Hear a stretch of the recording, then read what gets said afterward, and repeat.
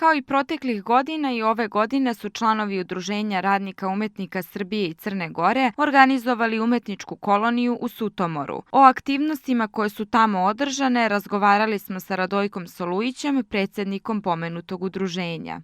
Tu smo imali okupljanje s jednim manjim brojem, odnosno dolaskom naših članova iz Srbije, pa smo utorak imali svečani ručak i svečanu posjetu ateljeju Ranka Pavićevića, direktora kombinata aluminijuma, inženjera koji se ceo život bavi slikarstvom i koji je osnivač ovog našeg udruženja.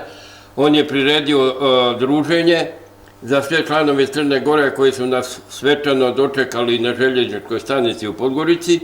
Onda smo otišli u njegovu galeriju atelje, gde smo razgovarali o prošlim događajima, odnosno o ovom ukupnom trajanju od 20 godina koliko udruženje postoji.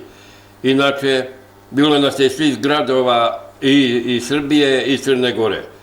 Tako da smo govorili o stvaralaštvu iz oblasti slikarstva, iz oblasti duboreza, iz oblasti umetničkog kovanog gvožđa, odnosno kako je nastao prvi likovni studij u Zavednoj Crvenom zastavu u Kragujevcu, gde sam ja prvo radio, dok nismo prešli u pad posle bombardovanja, tako da je tu osnovato od 2004. pre 20 godina udruženje sa ovim nazivom koji za sad odlično traje.